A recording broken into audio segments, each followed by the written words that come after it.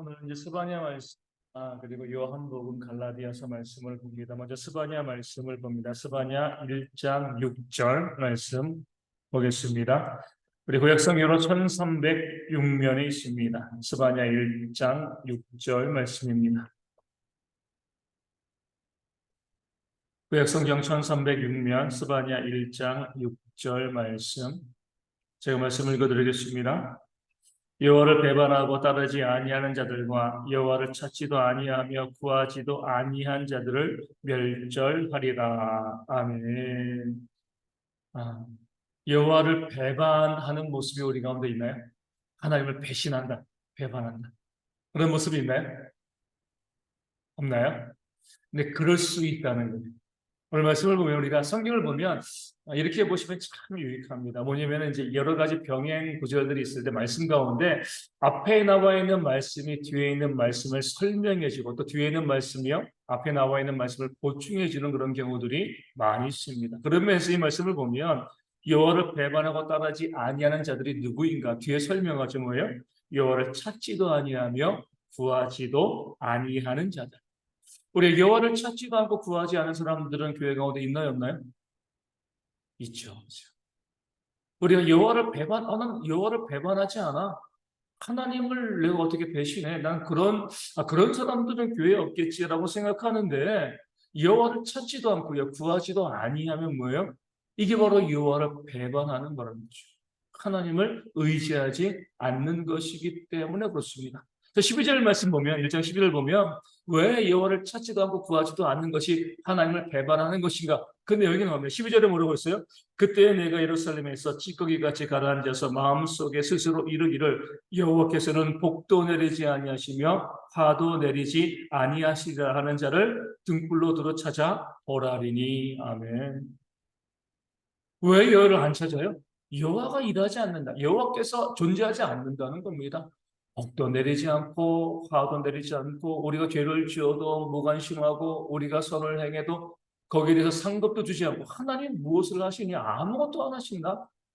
그러니까 뭐예요? 하나님께서 우리 가운데 역사한다는 것을 믿지 않으니까 하나님을 찾지도 않고 구하지도 않는다는 거죠. 그것이 곧 뭐예요? 하나님을 배반하는 겁니다. 하나님의 존재를 부정하는 것이기 때문에 그렇습니다. 우리가 단순히 기도하지 않아, 하나님을 찾지 않아, 내가 하나님을 구하지 않아, 이게 내가 좀 신앙이 좀 약해졌어, 이렇게 볼 것이 아니라는 거예요. 내가 기도하지도 않고요, 하나님을 찾지도 않고요, 하나님을 구하지도 않는 건 뭐예요? 하나님을 배반한다는 것, 하나님을 부정한다는 겁니다. 그러면서 보면 이 시대에 교회 가운데 정말 하나님을 부정하고 하나님을 배반하는 사람들이 가득하다 이렇게 볼 수가 있습니다. 오늘 아침에 어떤 목사님이 그런 글을 보내주셨습니다. 이 시대의 교회 가운데 기도하지 않는 자가 50%가 넘는다는 거죠. 그것이 지금 통계가 아니라 과거의 통계라는 거예요. 그것이 지금도 어때요? 그대로 적용되어지고요, 더 확장되어지고 있다는 겁니다. 여기에 대해서 우리가 변명할 수 없어요. 내가 한번 나를 살펴보셔야 되거든요. 내가 얼마나 기도하고 있는가. 하나님을 찾지도 않고 구하지도 않습니다. 기도하지 않는 것. 이것이 우리는 앞서 말씀드린 것처럼 큰 문제 아니지, 내가 신앙이 좀 게을러져서 약해졌어라고 부르는데 성경을 그렇게 보지 않습니다. 사무엘을 통해서 기도하기로 하시는 것은 죄다라고 이야기합니다. 오늘 말씀은요, 하나님께 기도하지 않는 것, 여호와를 찾지도 않고 구하지도 않는다는 건 뭐죠? 하나님을 배반하는 것, 하나님을 부정하는 그런 죄가 된다는 겁니다. 하나님 없이도 내 삶, 내 힘대로 살아갈 수 있다는 거죠. 한번 우리가, 여기 있는 분들은 안 그러시겠지만, 한번 이 땅에는 많은 그리스도를 다 모아놓고 한번 이제 확인해 보고 싶어요. 하루에 얼마나 기도하십니까? 하나님을 얼마나 찾고 있습니까? 하나님 힘들고 어려울 때, 문제가 있을 때 하나님 찾고 있나요? 아니면 돈 찾고 사람 찾고 그렇게 하고 있나요? 문제가 발생했을 때 가장 먼저 뭐 하시죠? 우리가 가장 먼저 기도하는 우리 하나님을 찾는 거죠. 근데 문제가 발생해도 기도하지 않아요. 문제가 있어도 기도하지 않습니다. 우리 지난 이제 여름에 우리 몽골 갔는데,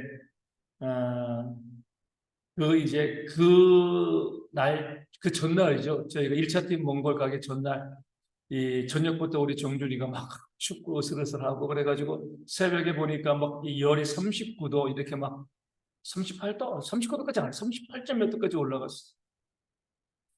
이제 그 주일날 몽골로 이제 저희가 출발해야 되는데, 야, 얘가 코로나 걸리면 이거 어떡하나? 이게 또 문제가 있으면 뭐, 우리가 또 못 가는 그런 일들도 발생하지 않을까? 그러면서 이제 그 열이 나가지고 이제 누워 있는 아이를 딱 새벽에 뭐 새벽 한 2시쯤 됐을 것 같아요. 새벽 이 4시 넘어서 저희가 계속 새벽 기도 와야 되니까. 그래서 아이를 또 붙잡고 가장 먼저 한 것이 기도죠. 하나님, 이렇게 아이가 열이 나니까 열이 속히 사라질 수 있도록 또 우리가 가서 우리 선교하는 일정에 지장이 발생하지 않아도 하나님 도와주세요. 하나님의 도우심, 하나님을 찾을 수밖에 없는 거죠. 그렇죠? 기도할 수밖에 없는 거예요. 그리고 하나님만이 먼저 그 문제의 해결자이심을 믿고 기도하고, 그리고 어찌되었건 하나님의 은혜 가운데 그렇게 기도하고 나서 약 먹고요, 해열제 먹고, 그리고 선교 끝날 때까지 아이가 무사히 문제가 없었던 거죠. 어제도 우리 정준이 데리고 이제 병원에 갔습니다. 얼굴에 이제 계속 사마귀가 나요, 사마귀. 사마귀가 계속 번지거든요. 벌써 이 3번째입니다. 작년에 한 번 가고. 세 번째라는 것은요, 한 번 가면 보통 한 2달 정도 치료해요. 손사매 같은 경우는. 그게 이제 벌써 3번째가 되는 거죠. 그래서 손에 난 사마귀 치료하고, 손은 이제 냉동 치료하고, 얼굴에 있는 것들은 이제 레이저 치료를 이제 하는 거라서, 이제 어제도 이제 병원 가가지고, 셋째 번에 가면 얼굴에 이 마취 크림을 발라요. 레이저가 아프잖아요. 그래서 살을 태우는 거니까. 마취크림을 바릅니다. 1시간을 기다리고 난 다음에, 그리고 이제 닦아내고 이제 레이저로 해서 이 사마귀 뿌리까지 다 이제 얼굴에 있는 걸 제거하는 거죠. 이제 어제는 사람이 너무 많아가지고 한 2시간 정도 대기를 했어요. 2시간 대기하고 이제 이 뭐 병상에 이제 레이저 치료실 들어가가지고 딱 누워 있는데, 뭐 대기할 때까지 딱 괜찮다가 딱 이제 레이저 위에 올라가니까 이제 겁을 먹는 거죠. 예전에도 한번 해봤거든요. 처음은 아니었어요. 근데 그때도 아프지 않았다라고 하는데 계속 무서운 것 같아요. 누워가지고 눈물이 질질 막 우는 거예요.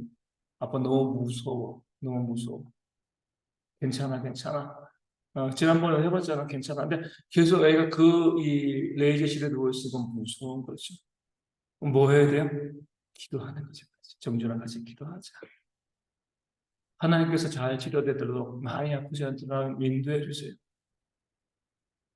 우리가 그렇게 찾을 수 있는 분은 하나님밖에 없는 거예요. 그렇죠? 그리고 아이에게 알려주는 거예요.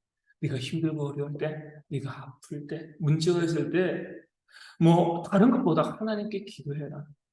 아빠랑 같이 기도한 것처럼 너도 나중에 커서 혼자 되었을 때, 문제가 발생하고 삶에 어려움이 있을 때 누구를 찾을 것인가? 하나님밖에 없다는 거죠. 계속 그것을 당연히 뭐 그 상황에서 기도해야 되는 것이 마땅하지만, 그런 모습을 통해서 아이에게도 어때요? 하나님을 찾는 습관을 길러주는 거예요. 하나님께 기도하는 것, 하나님께 부르짖는 것. 그게 제가 제 아이에게 줄 수 있는 가장 큰 선물이죠. 그렇죠? 무엇을 주겠습니까? 내 자녀가 하나님을 찾게 만드는 것, 하나님을 하나님께 부르짖고 기도하게 만드는 것, 그런 습관들을 만들어주는 것이 제가 자녀들에게 줄 수 있는 가장 좋은 습관, 가장 좋은 믿음의 유산이 되어 주는 겁니다. 그런 모습들이 우리 가운데 있어요. 그렇기 때문에 내가 먼저 어때요? 문제가 있고 어려움이 있을 때 기도해야죠.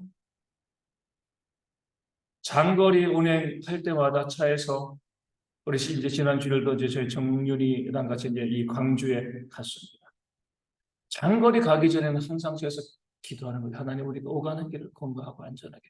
그러니까 항상 우리가 어떤 길을 가거나 하나님께서 우리와 함께 하시고, 우리가 하나님을 찾을 때 하나님의 돌보심과 보호하심 우리 가운데 있습니다. 그래서 보여주고 알려주고 저희들에게 또 학습시키고요, 또 교육시키는 그런 모습들이 있는 거죠. 하나님을 찾는 것만이 우리가 살 길이라는, 그렇게 해서라도 내 자녀들이 하나님을 찾고요, 힘들고 어려운 문제가 있을 때 하나님께 부르짖기를 바라는 거죠. 요즘 들어서 그런 기도들이 더 간절해집니다. 너무나 기도하는 시대이기 때문에.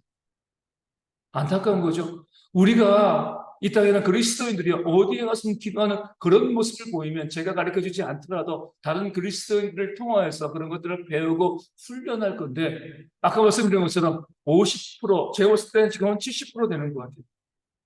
목사들도 기도하지 않으니까, 성도들도 기도하지 않고 부르짖지 않고 기도의 습관이 없죠. 부르짖지 않습니다. 하나님을 찾지 않아. 이것이 하나님을 배반하는 것이라 이 사실을 깨달아 알지 못합니다.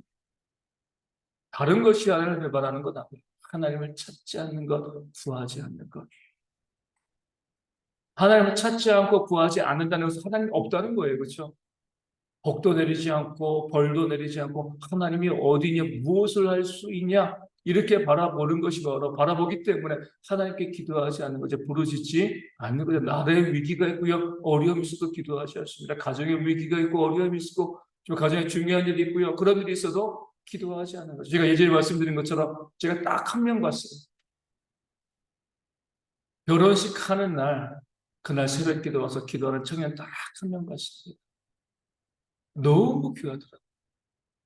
내가 결혼하는 인생이 어떻게 새로운 출발을 하는 그 날이잖아요. 예식 얼마나 피곤하고 힘들고 어렵겠습니까? 그런데 그 청년은요, 이 다른 때는 나오지 않았어요. 그런데 결혼식 하는 그날, 그 새벽에 와서 하나님께 기도하고 그리고 나갔습니다. 얼마나 귀한 모습인지 몰라요, 그렇죠? 하나님을 찾는 거죠. 내일 제가 그냥 중요한 순간에 하나님을 찾는 그런 모습들. 우리가 그것에 대해서 우리가 훈련시켜야죠. 아직까지 생각이 나요. 어떤 생각이 나냐면, 아, 내가 참 잘했다. 라고 하는 거. 늦게 늦둥이 정준이 나왔잖아요. 그렇죠? 정준이 나왔고, 그리고 이제, 아, 이, 저희는 이제 산후조리원을 한번 가보지 못했으니까, 집사님이 좀 미안한데, 어찌됐건, 저희 어머니가 이제 저희 집사람 시어머니가 산후조리를 많이 해줬습니다. 그래서 저희 시어머니 집에 가서 우리 정준이 있다가 이제 이 산후조리 끝나고 이제 오는 날 집사람이랑 정준이 태워가지고 딱 가장 먼저 와서 이제 여기에다가 우리 정준이를 눕혔어요. 기도했으면 하나님, 이 아이의 인생은 하나님께서 책임져 주시기를 바랍니다. 내가 할 수 있는 것이 아무것도 없습니다. 하나님께 아이를 맡기는 거죠. 그렇죠? 하나님을 찾고 하나님을 의지하고 우리의 모든 삶을 하나님이 주관하신다, 다스리신다. 이것을 고백하는 것이 우리의 기도잖아요. 그렇죠? 그래서 기도하지 않는 것은 하나님을 배반하는 겁니다. 우리는 그것을 되게 심상히 여겨요. 그게 뭐가 큰 문제가 돼, 기도하지 않는 게. 근데 성경은요, 기도하지 않는 것은 하나님을 찾지 않는 것이 하나님을 배반하는 것이다. 강력하게 우리에게 말씀하고 있습니다. 하나님을 찾는 것이 어때요? 우리가 살아가는 길이 되어지는 겁니다. 너희는 우리 뭐예요? 하나님을 찾고 구하고 또 뭐를 두드려야죠. 그럴 때 하나님께서 응답하시고 하나님의 역사를 가운데 보여주실 줄로 믿습니다. 우리 1장 18절 말씀 보겠습니다. 스바냐 1장 18절입니다. 그들의 은과 금이 여호와의 분노의 날에 능히 그들을 건지지 못할 것이며 이 온 땅이 여호와의 질투의 불에 삼켜지리니 이는 여호와가 이 땅 모든 주민을 멸절하되 놀랍게 멸절할 것임이라. 아멘. 은금이 하나님의 심판의 날에 우리를 구원해낼 수 있겠습니까? 이번에 뭐 저희도 어쩌면 이스라엘과 팔레스타인 또 이제 뭐 전쟁이 되었죠, 그렇죠? 그들의 생명이요, 그 민간인들이 그 생명이 순식간에 사라져 버리는 너무나 안타까운 일들이 벌어지고 있습니다. 뭐 양측 다 마찬가지. 민간인들이 죽는 그런 일들이 벌어지는 것. 그러니까 끔찍한 참상이 벌어지고 있는데 그들이 갖고 있던 재산과 은금 건강이요, 그들의 삶을 건져낼 수가 없습니다. 그 돈이요, 그들의 육신의 생명도 구하지 못하는데 우리 영혼의 생명을 구하겠습니까? 성경은 끊임없이 우리한테 말씀하는 거죠. 우리에게 있는 은금, 그것이 마지막 심판의 날에 우리 가운데 뭐가 된다고요? 정죄의 근거가 된다. 왜 내가 너희에게 것을 맡겨주었는데 너희가 그것을 가지고 내가 맡긴 곳에 쓰지 아니하고 그것을 쌓아두고 있느냐? 지난 10일에 미국에 이제 미국인이 사망했습니다. 이름은 핀이라고 하는데 저도 처음 들어본 사람입니다. 근데 미국에서 유명한 사람이더라고요. 주일날 오후에 다시 한번 이 말씀을 나누겠지만 이 사람은 이 빌 게이츠가 그러니까 자신의 롤 모델이다라고 부르는 그런 사람이었어요. 그리고 워런 버핏이 정말 모든 미국인들이 칭송해야 될 사람이다. 이렇게까지 이제 했던 사람인데, 이 지난 10일 날, 10월 10일 날 소천했습니다. 자신이 가지고 있는 재산의 전부이죠. 80억 불, 11조 원을 기부했어요. 철저하게 익명으로. 아니, 익명으로 기부했는데 어떻게 그것이 알려지게 됐습니까? 재판하는 과정 가운데 그 동업자가 있는데 동업자가 그 사업체를 다른 회사에 팔아 넘기는 그런 과정 가운데 그 회사 지분이 드러나면서 이 사람이 자기의 지분이 하나도 없이 이 자기가 세운 재단에 다 돈을 넣었는데 그때 이제 사람 그 재단이 기부한 게 이 사람이 기부한 것이구나 그렇게 알려진 것이죠. 80억 불이에요. 11조 원, 10조 8천억 정도 되어집니다. 이런 짓을 기부했고, 평생 이 젊었을 때고요. 죽기 전까지 자기 집이랑 차가 없었습니다. 버스 타고 다니고 택시 타고 다니고요. 지하철 타고 다니고. 많은 사람이 돈만 조금 있어도 뭐 몇천만 원짜리 시계 사는데 2만 원짜리 시계 차고 다녔어요. 2만 원짜리.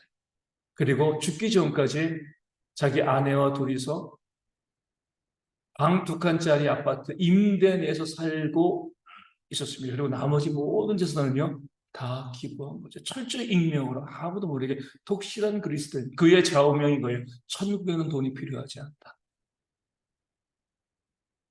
너무나 당연한 거잖아요. 그렇죠? 천국에 돈이 필요하지 않잖아요. 우리가 달러 가지고 씁니까? 원화 가지고 안 쓰잖아요. 미로화 갖고 안 쓰는 거잖아요. 천국에 돈이 필요 없는 거예요. 11조의 재산을 다 익명으로 기부하고요. 자신은 임대 아파트에서 방 2칸짜리 아파트에서 그 삶을 마무리했습니다. 혹시나 그리스도인 천국을 바라보는 사람이죠. 은과 금이 나를 구원할 수 없다는 것을 너무나 잘 알고 있었기 때문에 천국에는 돈이 필요 없다. 이것을 그의 좌우명으로 가지고 평생을 살고 그 모든 것을 어려운 이들을 위해서 또 교육을 위해서 기부하고 헌신한 거죠. 그러니까 미국 사람들이 가장 존경하는 아마 근데 그 재판이 아니었으면 몰랐을 거예요. 그렇죠? 그 사람에 대해서. 그 재판 때문에 어쩔 수 없이 그의 이름이 드러났을 뿐이죠. 철저하게 오른손을 하늘 왼손이 모르게끔 모른손을 기부했습니다. 은과 금이 나를 구원할 수 없다는 사실을 그가 늘 알고 그 믿음대로 살아왔기 때문인 거죠. 우리가 그런 지혜를 좀 가질 수 있어야 되는 거죠. 여전히 우리는 어때요? 이 땅에서 좀 더 많은 것을 누리고 많은 것을 가지고 잘 먹고 잘 사는 것 여기에 우리의 인생의 목적을 두고 있습니다. 과연 우리가 하나님을 믿는 자들인가? 영생을 소망하고 있는 자들인가? 하늘의 벌을 쌓고 있는 건가? 우리가 생각해 봐야죠. 그 피니와 같은 삶을 살지 못한다 할지라도 그 삶의 방식을 우리가 따를 수 있어야 됩니다. 이 땅에 어떤 것도 소유하지 않으려고 하고요. 하늘의 부활을 쌓는 그 삶을 살아가는 것. 은과 금이요. 여호와의 분노의 날에 능히 그들을 건지지 못할 것이다. 말씀이 끊임없이 우리 가운데 말씀하고 있습니다. 그리고 계속 하나님께서 우리 가운데 무엇을 보여주시는 거죠? 마지막 심판의 징조를 보여주고 계시기 때문에 우리가 그날을 준비하며 또 살아가는 그런 지혜가 우리 가운데 있어야 할 줄로 믿습니다. 3장 7절 말씀 스바냐 3장 7절입니다. 스바냐 3장 7절 말씀 제가 읽어드립니다. 내가 이르기를 너는 오직 나를 경외하고 교훈을 받으라. 그리하면 내가 형벌을 내리기로 정하기는 하였지만 너의 거처가 끊어지지 아니하리라 하였으나 그들이 부지런히 그들의 모든 행위를 더럽게 하였느니라. 아멘. 이 말씀 우리 가운데 우리가 무엇에 부지런한가 이것을 우리에게 물어보고 있습니다. 여러분들은 어디에 부지런하시죠? 하나님의 일을 위해서 하나님의 영광을 위해서 물론 우리가 이 땅에서 돈 버는 것도요 하나님의 영광을 위해서 하면 하나님의 일입니다. 그렇죠? 우리 교회 와서 일하는 것만 하나님의 일이 아니에요. 내가 왜 돈을 버는가? 이것이 바로 하나님의 영광을 위해서 선한 일을 위해서 내가 돈을 벌게 되었을 때 그것도 하나님의 일에 부지런한 거예요. 근데 그것이 아니라 내가 쓰기 위해서 내 만족을 해서 돈을 벌면은요 세상 일에 부지런한 거죠. 그러니까 어떤 목적을 두고 내가 일하고 운동하고 살아가면서 사람들과의 관계를 맺고 살아가고 있는가? 우리 오집사님 이 포도농장 이름이 뭐죠? 왜 소노농장이에요? 그렇죠. 목적이 선교 후원에 대한 그런 이제 꿈이 있거든요. 그렇죠. 그러면 거기서 정말 많은 시간을 애쓰고 노력하고 그렇기 때문에 그 농사 지을 때는 교회를 못 하시잖아요. 그렇죠? 하지만 하나님은 보시기에 뭐예요? 하나님의 일을 보시라는 거예요. 그죠? 선교를 위해서 꼼꼼해서. 물론 그것을 위해서 먹고 살기도 하죠. 하지만 먹고 살아야지 건강해야지 어때요? 하나님의 일을 감당할 수 있는 겁니다. 내가 먹고 마시는 모든 것들 다 주의 영광을 위하여서 거기에 목적을 두고 있으면 뭐예요? 우리가 하나님의 일에 부지런한 거죠. 그것이 아니라 그저 내가 먹고 살아가는 것, 내 만족과 내 유익을 위한 그런 일에 우리가 부지런하다라고 하면 우리가 잘못된 삶을 살아가고 있는 겁니다. 다시 말씀드리지만 저처럼 교회에 맨날 있다고 하나님을 부지런한 게 아니에요. 이 교회에 있으면서도 내 영광과 내 이익을 추구하면은요 하나님의 일에 게으른 거죠. 그렇죠? 어디 있느냐가 중요한 게 아니에요. 내가 지금 무엇 하나님의 영광을 위해서 내 삶을 살아가고 있는가? 하나님을 위해서 내가 헌신하고 수고하고 있는가?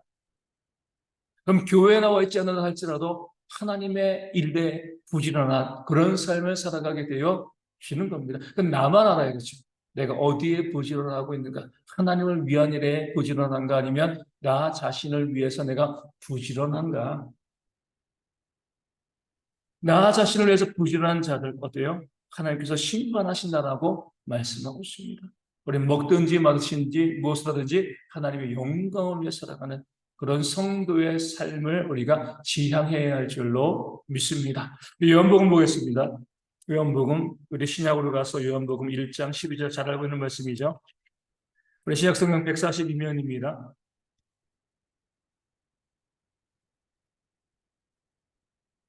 요한복음 1장 12절 말씀. 영접하는 자, 곧 그 이름을 믿는 자들에게는 하나님의 자녀가 되는 권세를 주셨으니, 아멘. 왜 영접하기만 해도 하나님의 자녀가 되죠? 왜 믿기만 해도 하나님의 자녀가 돼요? 제일 큰 공로이기 때문에 그렇습니다. 그 앞서 우리 10절 말씀 보면, 그가 세상에 계셨으며, 세상은 그로 말미암아 지은 바 되었으되 세상의 그를 알지 못하였고 11절에 자기 땅이 오며 자기 백성이 영접하지 아니하였으라. 하나님이심에도 창조주심에 사람들 믿지 않는 거예요. 그렇죠? 영접하지 않는 겁니다. 그런 상황 가운데서 하나님을 영접하는 것을 하나님께서는 공로로 인정해 주신다는 거예요. 믿음을 공로로 인정해 주신다는 거죠. 지금 그러지만 아무도 안 믿어요, 하나님을요. 신뢰하지 않습니다. 하나님이 어디 있어? 교회 안에서도 앞서 말씀드린 것처럼 하나님을 찾지도 않고 구하지도 않습니다. 그런 상황 가운데서 우리가 하나님을 찾는 것, 하나님을 믿는 것, 하나님을 영접하는 것 자체가 뭐예요? 하나님께서 우리 가운데 상급으로 갚아주시는 그런 공로로 인정해 주신다는 겁니다. 아무나 하나님 믿는 거 아니에요. 제일 어려운 것이 하나님 믿는 겁니다. 하나님을 영접하는 것이요 가장 어려운 거예요. 다른 거 다 의지하지 않고 바라보지 않고 오직 하나님만 바라보는 것이 가장 힘든 일이기 때문에 영접하는 자에게 하나님의 자녀가 되는 그런 권세를 주시는 줄로 믿습니다. 4장 10절 말씀 보겠습니다. 요한복음 4장 10절입니다. 4장 10절. 예수께서 대답하여 이르시되 내가 만일 하나님의 선물과 또 내게 물 좀 달라 하는 이가 누구인 줄 알았더라면 내가 그에게 구하였을 것이요 그가 생수를 내게 주었으리라. 아멘. 수가성의 이 장면이잖아요. 아주 재밌습니다. 우리 예수님께서 그 여인에게 뭐예요? 물 좀 달라 했습니다. 근데 예수님께서 이 말씀을 드려서 10절에 무엇이라고 이야기해? 내가 너에게 생수를 주겠다. 영원히 목마르지 아니하는 그런 물을 너에게 주겠다. 이렇게 말씀하십니다. 예수님께서 왜 그 여인에게 물을 달라고 하셨는가? 그 마실 물론 그 여인이 우물물을 들이지도 않았지만 그 물을 구하신 이유는 뭐예요? 물을 주면 그 믿음으로 나오면 내가 너에게 뭐예요? 영원히 목마르지 아니하는 그런 생수를 주겠다. 이렇게 말씀을 하시는 거예요. 하나님께서 이게 헌신과 은혜의 원리를 알려주시는 겁니다. 오병이어처럼 우리가 작은 것을 주님께 드리게 되었을 때 그것이 물질이건 시간이건 나의 재능이건 어떤 것이건 내가 작은 것을 기쁜 마음으로 주님께 드리게 되었을 때 우리 주님께서는요 영원한 생수, 영원한 선물과 은혜를 우리 가운데 주신다고 약속해 주시는 겁니다. 내가 주님께 드린 것이 없으면 어때요? 주님께서 우리 가운데 주시지 않습니다. 그래서 이제 이것을 우리가 이 마중물 아시잖아요. 그렇죠? 우리가 예전에 펌프 있을 때 펌프에서 아무리 펌프질해도 물이 나오나요? 안 나오죠. 뭐 해야 돼요? 물 한 바가지 부어야 되잖아요. 마중물 한 바가지. 그 물을 붓고 펌프질을 하면요, 내가 팔에 힘이 빠져가지고 못하기 전까지 어때요? 계속 물이 나옵니다. 그 작은 물을 내가 넣는데 그것이 엄청나게 많은 물을 깊게 하는 그런 이 원인이 되어지는 거죠. 이것이 바로 하나님께서 우리 얻으시는 원리인 거죠. 순전한 마음을 가지고 뭐 어떤 것을 내가 더 많은 것을 얻기 위한 것이 아니라 하나님께 순전한 마음을 가지고 오병이어를 드린 그 아이처럼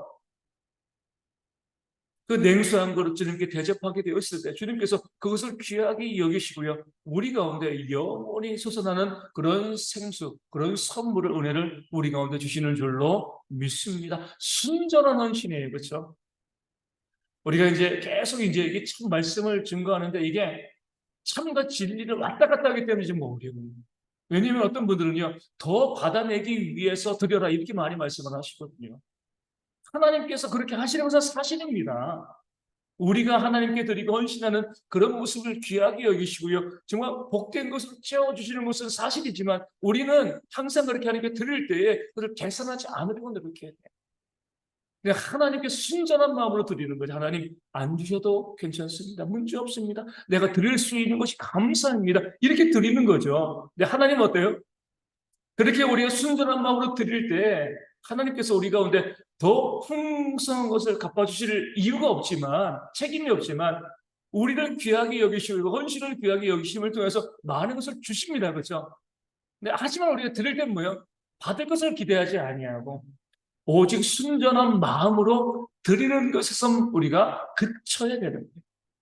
아까 그 핀이라는 그 이 사람도 어떤 명예를 얻기 위해서 11조를 기부한 게 아니잖아요. 철저하게 익명으로 했습니다. 어쩌다가 알려져가지고 그 이름을 얻고 명예를 얻게 되었지만 그 전까지 철저히 자신을 감추면서 그렇게 헌신한 거죠. 우리의 모든 헌신도 마찬가지. 하나님께 드릴 때 그것이 많건 적건 이게 중요한 게 아니잖아요. 내가 하나님께 드림에 있어가지고 순전한 마음으로 하나님 내가 가진 것이 너무나 적은데 내가 하나님께 드릴 수 있어서 너무나 감사합니다. 그런 마음을 가지고 내가 하나님께 헌신하는 거죠. 그럴 때 하나님께서는요, 우리 가운데 그 귀한 모습을 보시고 더 큰 은혜와 복으로 반드시 우리를 갚아주십니다. 하지만 그 갚아주실 것을 기대하면서 우리가 헌신할 때는 하나님의 역사가 일어나지 않습니다. 그래서 우리가 어찌되건 정말 조심하셔야 돼요. 우리가 원리도 알고 있어요. 모르는 건 원리도 알고 있지만 그럼에도 불구하고 하나님께 헌신할 때는 철저히 드리는 것을 그치라. 주실 것을 기대하지 않고요. 하나님께 드릴 수 있는 것에 감사하며 하나님께 헌신할 수 있는 그런 원리를 우리가 가지고 주님께 헌신하는 그런 모습들. 수가성의 여인이 물 한 대접으로 인하여서 물론 그가 드리지 않았지만 주님께서 요구하실 때 그것을 통해서 영원히 끊이지 않는 그 생수, 그 생수를 얻은 것처럼 우리 또한 그런 모습 주님께 작은 것을 헌신하는 그런 모습 우리 가운데 있어야 할 줄로 믿습니다. 네, 5장 7절 말씀 보겠습니다. 5장 7절 말씀.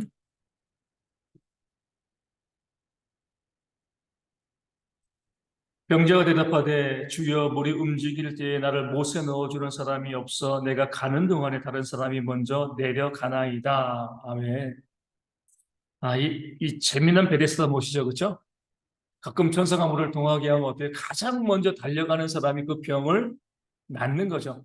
당연하잖아요, 그렇죠? 아주 사소한 질병만 낫는 겁니다. 이 38년 된 병자는요, 달려갈 수가 없는 거예요. 그 사람들이 낫어. 어떻게 보면 진짜 나은 것일 수도 있고요. 그렇게 생각하는 것일 수도 있는데, 진짜 중병이 고쳐지는 역사는 없습니다. 이 말씀을 묵상하면서, 야, 참 사람들이 매정하다라는 생각을 해요. 가장 먼저 달려가는 사람은요, 정말 큰 질병이 없는 사람이잖아요. 그 질병 갖고 살아도 큰 문제가 없는 사람인데, 그 자기의 그 작은 질병에서부터 낫기 위해서 달려가고요.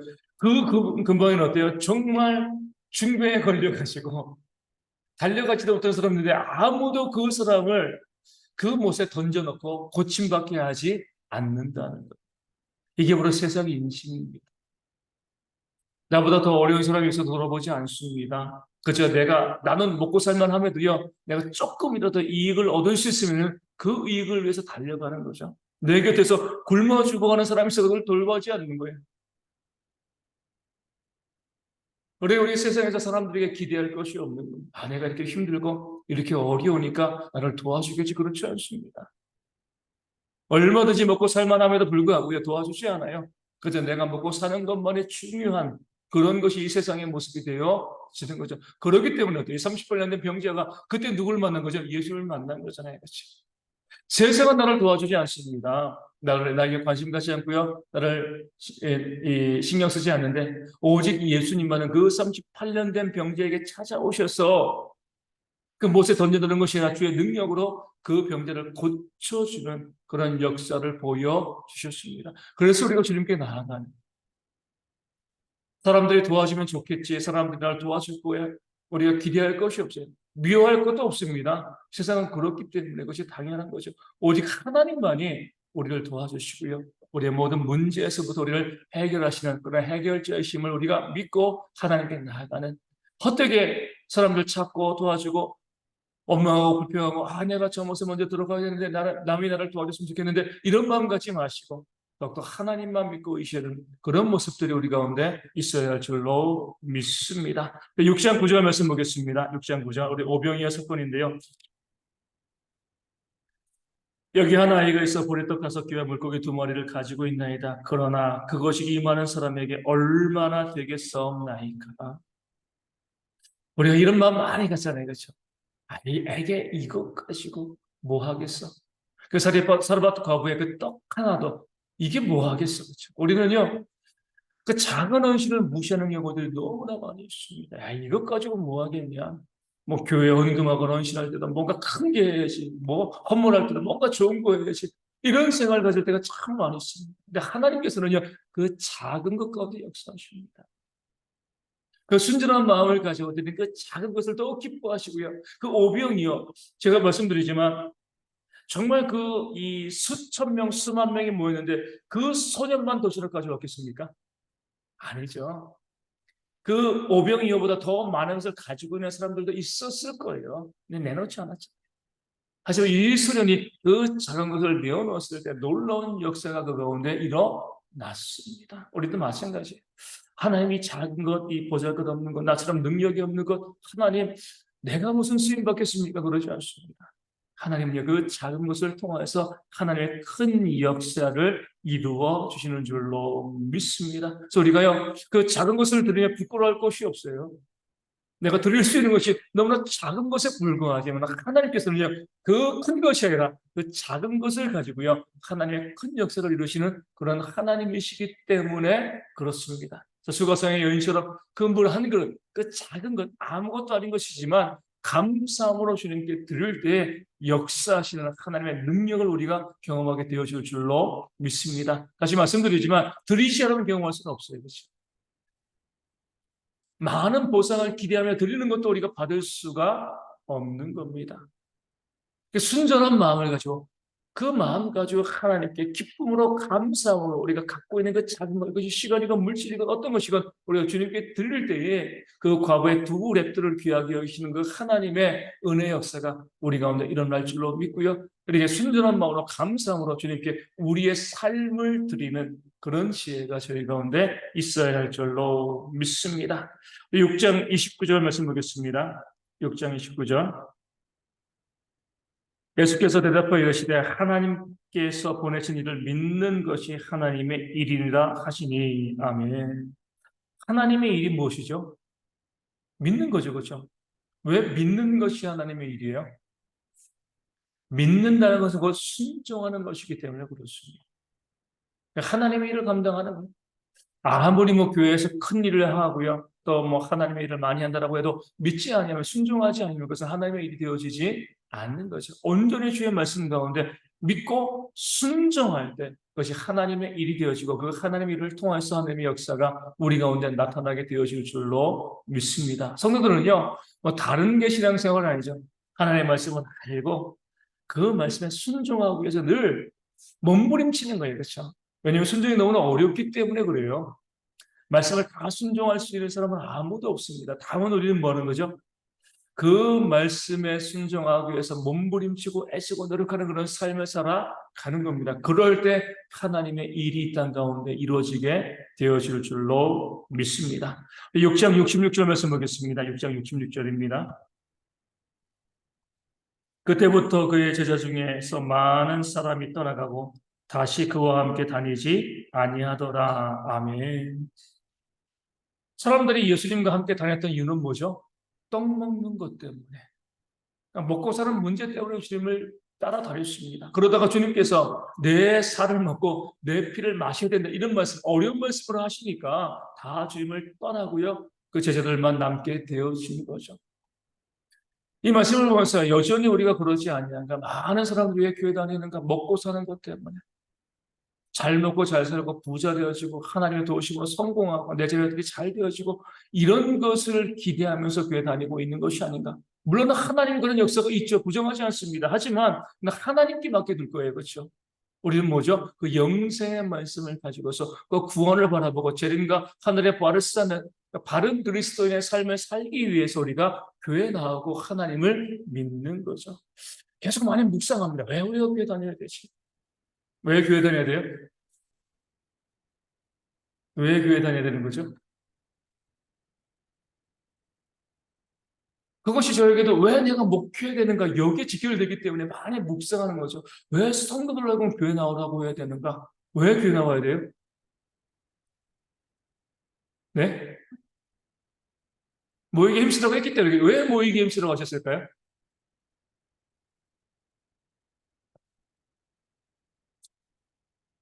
구원에? 그러니까 천국 가는 거예요. 그렇죠?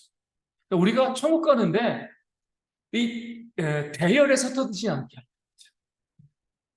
일단 살아가면서 물론 이제 대열에 참여하지 못한 사람도 우리가 이제 건져냈고요. 그래서 이 흔히 말하는 이 단일 대우를 이루는 겁니다. 천국에 함께 갑시다. 이 땅 가운데 우리를 유혹하는 것이 너무나 많이 있는 거예요. 그렇기 때문에 우리가 그 방향을 잃지 않고 함께 손잡고 영생의 길을 걸어가기 위해서 함께 교회 가운데 있는 겁니다. 이미 구원받았지만 그 구원받은 자로서 천국에 온전히 갈 때 흩어지지 않고 하나님의 뜻 가운데 온전히 그 목적을 향해서 걸어가기 위해서 우리가 교회 나오고 함께 신앙을 격려하고요. 이 안에 들어있지 않은 사람들, 우리에 들지 않은 양들을 이 안으로 집어넣기 위해서 우리 전도하고 선교하기 위해서 우리가 교회에 다니고 신앙생활 해 나가는 그런 모습이 우리 가운데 있는 것이죠. 천국을 바라보는 거예요. 저 혼자로서도 신앙생활 해 나갈 수 없기 때문에 자꾸 유혹이 있으니까 넘어지고요. 세상에 미끄러지잖아요.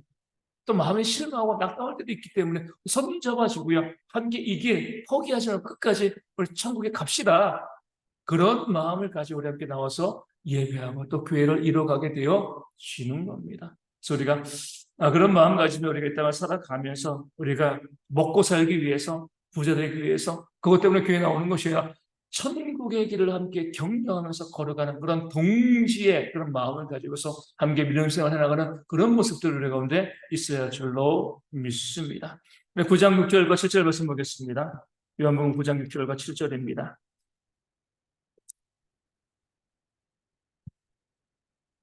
이 말씀으로 하시고 땅에 침을 뱉어 진흙을 이겨 그의 눈에 바르시고 이르시되 실로암 못에 가서 씻으라 하시니 실로암은 번역하면 보냄을 받았다는 뜻이라. 이에 가서 씻고 밝은 눈으로 왔더라. 아멘.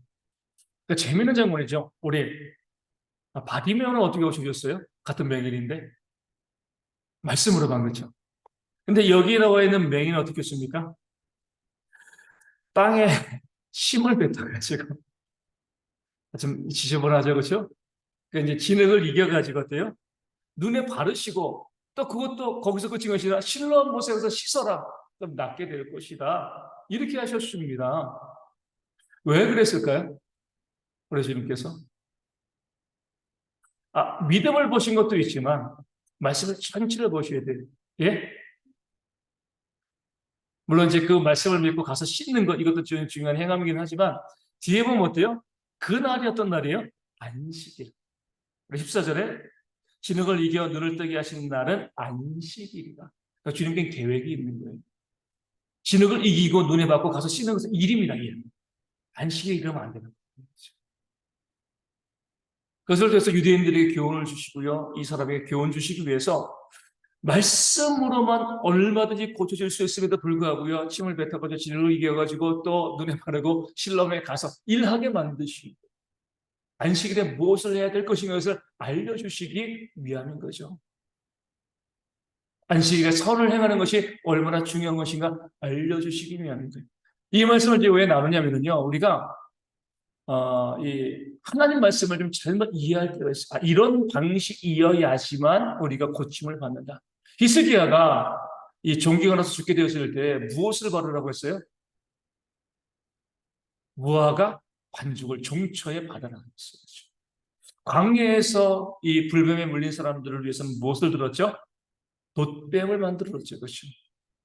그럼 지금도 우리가 놋뱀을 만들어서 들면 뱀에 물린 사람이 낫습니까? 이 학성종기에 무화과 반죽을 바르면 낫나요? 아니죠. 하나님께서 그때 그 방식, 그 상황 가운데서 역사하시는 모습이 있습니다. 그것을 우리가 일반화시키면 안 된다는 거예요. 말씀으로 눈을 고치시고요. 침 뱉어가지고 진흙을 이겨가지고 실로암 못에 씻겨서도 그 병을 고치십니다. 하나님께서 역사하시는 방식이 있는 거예요. 하나님의 뜻이 있는 거죠. 우리는 그 방식을 따라가기만 하면 돼. 그럼 우리가 나은 바를 거야. 이렇게 생각하시면 안 된다는 거죠. 우리 사도 바울의 이 손수건과 이 앞치마를 병든 자에게 놓으니까 어때요? 낫죠. 그것만 있으면 되나요? 아니잖아요. 그렇죠. 하나님 고주신 건데 그것이 있어야지 그것이 능력이 있다. 누가 주장해? 카톨릭이 주장해가지고 온갖 성물이 있잖아요. 그렇죠. 그런 유물들 가지고 그것 가지고 있어 어떤 특별한 능력이 있는 것처럼 왜 하나님께서 이 법궤와 그 두 돌판 그 모세의 쌍난, 이 아론의 쌍난 지팡이 다 없애버리셨습니까? 그런 것이 있으면요, 모세는 노뱀처럼 그것이 어때요? 우상이 되어지는 거잖아요. 카톨릭을 이렇게 하고 있잖아요. 그런 방식이 중요한 것이 하나님이 고쳐 주시는 겁니다. 성경에서 이런 방식을 했으니까 이 방식을 그대로 따라가면 하나님의 역사가 나타날 거야. 그거 아니거든요. 40일의 금식 기도에도요, 하나님의 역사가 일어나고요. 4일 금식 기도도 역사가 일어나고, 금식하지 않고 기도해도 하나님의 역사가 일어납니다. 얼마나 간절하게 온전한 마음으로 기도하는 게 중요한 것이지, 이것을 해야지만 하나님의 역사가 일어나. 그런 것은 없어요. 그렇죠?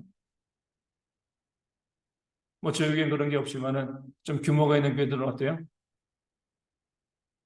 부목사가 신방하면 싫어하죠. 그렇죠? 담임 목사님이 오셔가지고 안수하고 기도해야지 낫는다라고 생각을 합니다. 그런 게 어딨어요. 내가 육신의 질병에 있을 때 성도님이 와서 함께 기도해줘도 하나님의 역사가 일어나는 겁니다. 물론 목사는 기도해야죠. 기도해야 되는데 어떠한 사람 특정한 루트, 특정한 방식을 통해서만 하나님께서 역사하시는 것이 아닙니다. 하나님께서는 하나님의 능력으로 다양한 방법으로 우리 가운데 역사하시고 능력을 보여주시는데 우리가 그것을 특정화된 모습으로 우리가 딱 이 제안하고요. 그렇게 해야지만 하나님의 역사가 일어난다. 이렇게 바라보시면 안 된다는 겁니다. 그래서 주님께서도 똑같은 병을 고치시면서 다양한 방법을 쓰신 거예요. 그렇죠? 우리 가운데 하나님이 고쳐주시는 거고 그 뜻과 계획에 따라서 다양한 모습을 우리 가운데 보여주시는데 그 모습을 우리가 따라하는 것 이것이 중요한 것이 아니라 하나님을 믿는 믿음으로 하나님의 역사를 보여줄 수 있다는 것, 이 소리 가운데 말씀하시고 알려주시는 거죠. 우리 11장 6절 말씀 보겠습니다. 11장 6절 우리 나사로에 보면 11장 6절에 보면 11장 6절 말씀 보겠습니다. 나사로가 병들었다함을 들으시고 그 계시던 것이 이틀을 더 유하시고 아멘. 사랑하는 나사로잖아요. 그럼 병들었으면 어떻게 돼요? 즉각 달려가서 고쳐줘야 되는데 주님 그럴 필요가 없습니다. 죽은 자도 살려내신 하나님이시기 때문에 일부러 어때요? 일부러 지체하신 거죠. 그렇죠? 이틀을 더 유하신 겁니다. 보면서 아 그래 하나님께서 지금 저도 그러지만 당장의 내 삶의 문제를 해결해 주지 않는 은혜가 있다는 거죠. 우리는 속도전이거든요. 하나님 빨리빨리 딱 고쳐주시고, 네, 하나님은 지체하시는 거예요. 그때 더 큰 은혜를 경험하게 되어집니다. 우리가 그 지체하는 것을 우리가 뭐랄까요, 실망하실 필요가 없습니다. 하나님의 뜻이 있으니까 지체하시는 거예요. 지금 당장 얼마든지 고치실 수 있지만 고치시지 않으시는 거죠, 그렇죠? 그 문제를 해결해 주지 않습니다. 왜요? 나중 되었을 때 우리가 그 문제 가운데 해결되어지는 것이 저에게 훨씬 더 유익하기 때문에 그렇습니다. 그러나 하나님의 은혜를 우리가 바라보셔야 돼요. 지금 당장 나는 왜 안 고쳐주시냐고 우리가 원망하고 불평할 이유들이 없는 겁니다. 우리 이제 또 11장 37절 말씀 보면은요. 37절에 그 중에 어떤 이는 말하되 맹인의 눈을 뜨게 한 이 사람이 그 사람은 죽지 않게 할 수 없었더니 하더라. 나사로가 죽었잖아요. 예수님 눈물을 흘리셨습니다. 그 사람들이 아니 맹인의 눈을 뜨게 한 그 능력을 행한 사람이 왜 자기 사람을 흉부는 못 고치냐 이렇게 이제 이야기한 거죠. 마리아 나사로의 동생 마리아도 뭐라고 이야기했어요? 앞에요? 주께서 여기 계셨다면 내 오라버니가 죽지 아니했을 겁니다. 얼마나 어리석은 판단이에요. 예수님께서 꼭 그 현장에 계셔야지만 능력을 행하시는 것 아니잖아요. 그렇죠? 그렇지 않는다 할지라도 병자를 고칠 때요. 말씀만으로 얼마든지 멀리 있는 병자를 고치시는 그런 역사를 백부장의 하나님도 그렇게 고쳤잖아요. 그렇죠? 주님께서는 보여주셨습니다. 하나님께는요. 능치 못하는 것이 없어요. 꼭 계셔야지만 뭐 해야지만 그래야지만 우리가 주님께서 앞서 어떤 루트와 어떤 방식을 우리 거쳐야지만 고쳐주신다. 또 심지어 그런 경우도 있잖아요. 헌금 많이 해야지 고침이 받고 헌금 많이 해야 문이 해결되어진다. 다 잘못된 헛된 이야기들인 거죠. 주님께서는요. 주님의 방식대로 얼마든지 하시는데 우리가 거기에 대해서 이렇게 해야지만 주님께서 역사하셔 이렇게 바라보시면 안 됩니다. 하나님의 역사는요. 제한이 없어요. 그런 모습을 기억하시고 꼭 이렇게 하셔야지만 목사님이 오셔야지만 고침받아 그런 게 어디 있어요. 그렇죠? 하나님의 능력은요. 시간과 공고를 초월해서 우리 가운데 역사하신다는 그 사실을 우리가 믿고 그 하나님께 나아가는 그런 지혜가 우리 가운데 있어야 합니다. 11장 39절 말씀 보겠습니다. 예수께서 이르시되 돌을 옮겨 놓으라 하시니 그 죽은 자의 누이 마르다가 이르되 주여 죽은 지가 나흘이 되었음에 벌써 냄새가 나나이다. 아멘. 이 고상한 신앙이 있어요. 마르다의 신앙이죠. 마르다는 무엇을 믿었어요? 앞에 보면 부활을 믿었어요.